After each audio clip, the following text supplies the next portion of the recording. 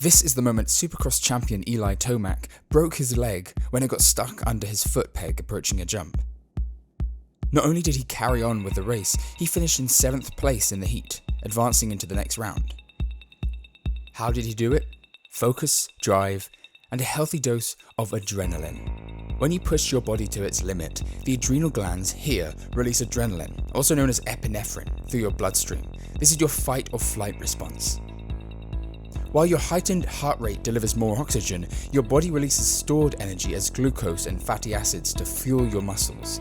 Think of this supply as an emergency cache stemming from early human survival. Extreme sports, where your brain senses real danger, only increase the adrenaline response. Endorphins dull your pain receptors so that you can focus on survival, or in this case, racing to the finish line. Athletes thrive off of adrenaline. They crave it. It allows the best riders to tap into the zone, when the roaring crowds, bright lights, and risk of danger all fall away to tunnel vision. You're focused, alert, and able to endure anything. Because in Supercross, whoever suffers the longest outperforms them all. Durability in dirt bike racing, in super motocross, is a skill in itself, because there isn't one guy out there that hasn't been injured. If I crashed and I broke a bone, I was laying there crying because I knew I wasn't going to be able to race. This is Your Body on Sport.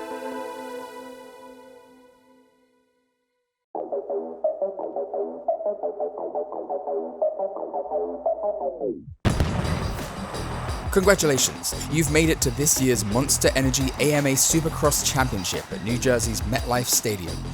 Before you meet your fellow riders at the starting gate, let's take a look at the track you'll be racing on.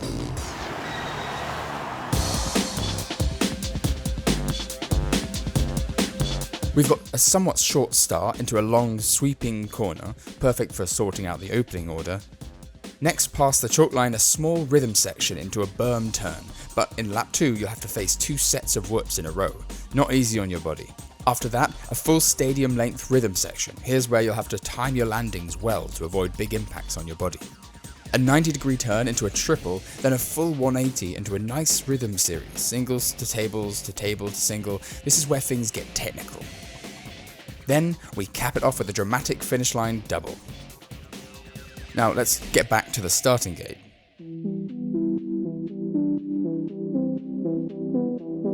Every rider fights tooth and nail for first place, but if you want the best chance at victory, it tends to come down to how you start.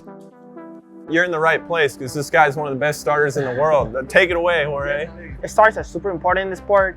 It gives you a big percentage on possibilities on winning a race. Starts are about throttle control, clutch control, body position. We go in this position, right? The foot down and to the front. I like to use 2 fingers on the clutch, always a finger on the front brake, throttle. Yeah, I usually go on my pegs like this too, very on my toes so I can, work with my legs. You gotta grip the bike a lot too, and pretty much this is the riding position, like right there. You're riding like this. On the braking, you kind of like move your body a little bit backwards to put pressure on the rear wheel so it doesn't kick you to the front, and then you just like transit into that, right? That you go in the braking and then you into the corner.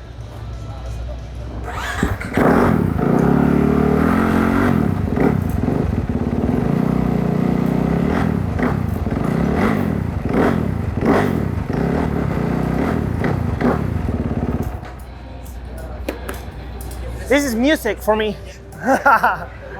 So many things that need to be right to make a good start, but Adam, I guess you're not a bad starter either. Yeah, I wasn't too bad back in my day, but the start, so we have 22 racers on the gate for our main event at the end of the night. We all start on a metal grate. We all stage in front of the gate, and based on qualifying, you get to pick your gate position, which is very, very important depending on kind of where the first turn is and what kind of angle you want into the corner. So it's important to have good gate pick.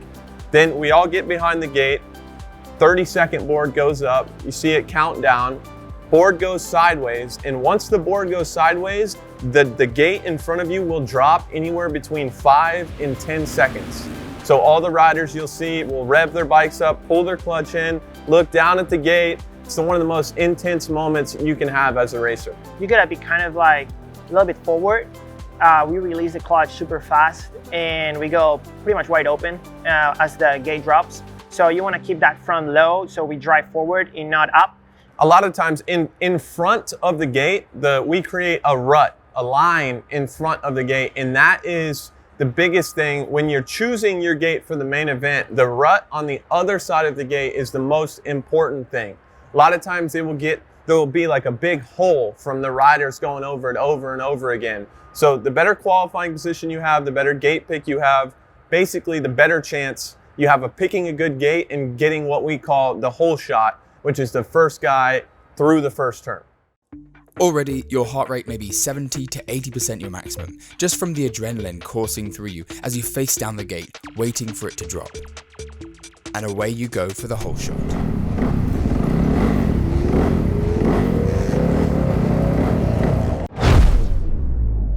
Surging past the gate, your quadriceps push off the foot pegs and launch your body forward to keep that front wheel down. The lighter you are, the easier it'll be to carry you forward, but you'll still need the muscles to control your ride.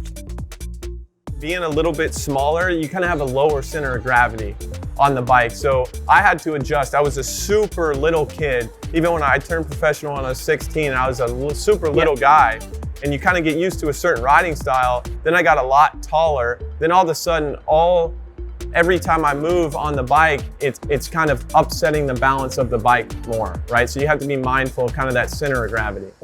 Getting an early lead lets you pick the best line into your first jump. That's why riders train extensively for the gate start. If you find yourself trailing, you risk making contact with other riders in a collision that could end your race right there. I like this length to start. I don't really like long starts. They just get scary. You start grabbing gears and then everybody has to slow down like very abruptly. This is about the perfect length in my opinion. This should be regulation, if you will. We got this speed demon, Justin Hill, to take us around the track for a closer look. If you like whoops, you're gonna be happy. We have an obstacle in Supercross specifically called the whoop section, which is basically littler mounds of dirt in a row, and you're skimming over the tops of them. They're one of the hardest things to learn as a dirt bike racer, period. Maybe the hardest obstacle. And the taller guys, they have a bit of an advantage. Longer legs will give you an easier time absorbing the whoops and controlling your bike, minimizing these bumps' effects on your performance. Like AMA Hall of Famer Mike Bell at 6'4", he got the nickname Too Tall, and he tore through whoops with ease. Even so, his knees weren't immune to stress, and he retired at just 26. I'm 6'1", I'm on the taller side for dirt bike racers. Most of the guys, like Ricky Carmichael, the greatest to ever do it, James Stewart, a lot of these guys 5'6", 5'7", 5'8", that's kind of standard, almost like a jockey in a sense. But being a taller guy, when you crash, is harder because you have extra limbs, long limbs flying everywhere, right? So it's very important to play to your strengths of your body build as well. In the olden days, because I'm kind of an old man, you wouldn't have any other choice but to just skim right over the tops of these. Now we jump through them and rhythm through them a lot. It's just a different way they build them nowadays. Makes it more reasonable sometimes to find a jump line through them. But I doubt we're gonna see much of that because if you look back here, you have about 60 feet before this first bump. So we call this little low on the starter whoop. You have about 60 feet here. So you're on the gas from back there. You have tons of speed built up. You're already got the ass back and you're powering in. So I don't think you're gonna jump these ones. You might jump the ones coming back. You know, it's all how they break down. They break down and get harder to hit every single lap. So this section right here is one of the funkiest I've seen. So let's check it out. Say there are 15 mounds of dirt 3 feet high. We call that a rhythm section. And you can do different combinations, right? You can come out of the corner, you can only jump over one, we call that a double. You jump over two, we call that a triple. You jump over four, we call it a quad. On a track like this, they've built it really steep. So every time you hit one of these jumps, it taxes you big time. I like that. It fits my style. More technical, if you will. Like you have to be very precise about where you stick the motorcycle. Generally, there are 5 ways you're going to land in a rhythm section. First, you've got backside, right here. This is the sweet spot that generates speed. With the smoothest landing, your body will thank you. You might land in the flat, smack dab in the middle of the jump. It's not going to add any speed, but if you lay off the brakes, even accelerate, you can zoom right past. Your body's going to be taking a bigger impact though. If you're looking to make some distance, landing on the face here is how it's done, but it's even worse on the body. Hanging the rear wheel, landing a little short, is a great way to slow down fast for the turn. If you're landing too far up the bump, sorry my guy, you've cased.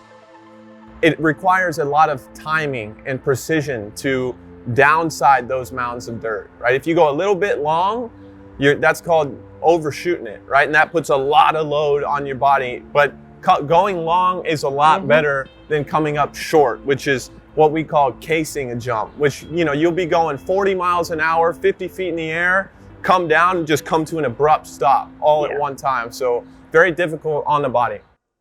Supercross riders are conditioned to withstand significant levels of gravitational force on their body. Standing around, you're feeling 1 G. If you're on a plane taking off, you're feeling maybe 1.1 to 1.5 Gs. Landing on a trampoline, you might feel 6 Gs or more, but for Supercross riders, roughly 10% of a lap is going to be between 5 and 10 Gs, something between Formula 1 and fighter jet. At that rate, your organs will be shifting around inside you, you'll feel your gut churning. Withstanding a force like that for too long can cut blood flow to your head and potentially kill you. But in this sport, that force is always changing. While your bike suspension is taking in 5 times the G-force you are, your arms and legs are absorbing your share. So it's important to stay on the balls of your feet on the foot pegs. Let your ankles rotate and keep your knees bent, alternating between sitting and standing. We're standing up a lot of the time. We're standing up off the seat. Say you're coming out of a curve and you're going up the face of a jump, kind of right out of a turn. You're kind of expected to hit the turn. We hit the turn most of the time sitting down. And then as you're coming out, you're standing up, and it's almost like all the gravity, all the G-forces is pulling you back. So in a way, every time you're going from a turn to a jump, you're doing a 400-pound squat. A lot of riders like Aaron Plessinger prefer to stay standing throughout the race. But on big triples, it can help to start sitting, what they call a seat bounce. It's simple physics. You sit on the approach, hit the gas, and as the bike flies, you stand straight up, carrying you further into the air. Don't stand forward, or you'll end over, flying past the handlebars. You don't ever want to go short on a triple, it's just there's nothing in it for you. In Supercross, it's not just about making the triple, it's about adjusting the triple to your benefit. That's why riders scrub, leaning their bike to one side just before taking off. Just like in a hurdle race, the lower you are without hitting the hurdle, the faster you'll be. That's the Bubba scrub, a James Stewart original. If you know you're going to land too fast, you can scrub off speed to slow down by turning inward like this and cutting off traction to the wheels. I like to see how high the pads in between the jumps, the transitions. If they're really down there, it's going to take you more time to get through there and back out. So I like to look for which one's high. Like this is a good transition we're standing in right here. This one's terrible. The higher that you can stay in the rhythms, the better. So sometimes that dictates the combinations that you choose. For us, it's super important to get super strong legs and core and upper body, just so we can ride relaxed and not grab the handlebars as hard. I, for example, use my legs a lot, so I can go a little bit more loose on my arms. And of course, you need strong arms, but we try to, don't use that part of the body as much, because then you get arm pump. That's what's dangerous about riding with arm pump is you lose that feel. Technique allows you to keep your arms a little bit looser. We've covered arm pump before in our episode on rock climbing, check it out. But here in Supercross, instead of gripping tight with their hands, riders cling to the bike with their knees, even while standing. Very important too, for your knees to be squeezing the motorcycle. We use our lower body to kind of stabilize the bike. Banked for momentum, a Burm Turn is where you might make your move to pass the rider in front of you, angling to take advantage of that slowdown. For extra traction, you'll crouch your back to lower your center of gravity and bring your inside leg out to guide you around the corner. But this is where a lot of injuries can happen, whether from collisions or losing that traction. Feet are never stationary, moving all around the pegs. The arch of your foot is pure strength, so it's your main source of balance. If you're going left, your left foot will likely be off the bike, but your right foot will be pushing down on that peg to keep your control, called weighting the foot peg. You never want both feet off the pegs at the same time. So say I'm going through a turn with my foot out, and say my front end kind of pushes away from me. What's the first thing hitting the ground? The knee, right? So a lot of guys hyperextend their knee, tear their ACLs, and then the same thing with shoulders, just because it requires so much strength. There's been times I fell off the bike's kind of just, I've had one hand on the bike going away from me and it just pulls my shoulder out of the socket. By lap 2, you're going to start having plenty of ruts to play with. These grooves in the dirt are only as wide as your tyre, but when you can fit your wheel in, it'll ensure you have traction around those turns, just like a slot car track. That's what honestly is the most difficult thing I think about Supercross. 15, 16, 17 minutes into one of these main events, the track has just disintegrated to the point where it does whatever it wants to you, you know? And you have to be really strong to deal with that in that moment. So, especially now, the bikes are all so fast. The 450s have so much torque that it just destroys this track. This is gonna be tough, either way you slice it. However, they built the first tabletop a little taller. So regardless of whatever happens, if you have no knuckle, you're gonna go down eventually. It's a good track. I like this track. The boys are struggling to make it up that one, but we'll do better on bikes. These motorcycles are highly modified compared to what you might see at your local dealership. These 450cc engines can exceed 63 horsepower and weigh as much as 220 pounds. By power to weight standards, that's better than the best NASCAR vehicles. It almost looks like the bike is doing all the work for them because they're so in tune, and I think the way that you ride a bike matters. Most of us have been doing it pretty much every day since we were 3 or 4 years old, so you kind of develop an intuition, a feel for how exactly you want the bike to work, whether that be a different tread on your front tire or stiffer suspension, softer suspension, different. You can move the handlebars around. A shorter rider may run, the seat may be cut down so he has a little more space between kind of his rear end and the seat, right? So there's a lot of different things you can do to set it up, I guess, specifically for your body. Especially in the 450 class, the bike weighs a significant amount, so you're always trying to balance between strength and cardio. Your average heart rate will be around 180 BPM throughout the race, but it can reach up to 92% of your maximum heart rate. If you're getting to your maximum heart rate early on, you won't have the fitness to keep going much longer. And the stronger your grip on the handlebars, the higher your heart rate will get. Gripping with 20% of your strength will add another 20 to 25 beats per minute. 60%, you're seeing a 35 to 45 BPM increase. Your heart rate's going to spike when you overjump something in the rhythm section, or when you have a close call with another rider. Riders can burn more than 800 calories an hour on these tracks. In METs, the metabolic equivalent of task, this equates to around 11 METs, above soccer, swimming and running in intensity. But it's not just about physical fitness. A strong mind plays a vital role in your performance. So much of this, just like any sport, is mental. It's very easy to lose focus, to allow outside thoughts to come into your head, especially when you're in a stadium full of people, everything's on the line, you got a lot of pressure on you, right? Because you're expected to perform. There's so much more to winning a dirt bike race than just going out there and going as fast as you can. To prepare for this race, your eyes are trained to respond to high-speed events like second nature. Like chess, as a beginner, you'll see one move at a time, but experts detect patterns, not just the next thing ahead of you, but the next 3 or 4 obstacles down the track, ready to react. React too slow, and the consequences tend to be brutal.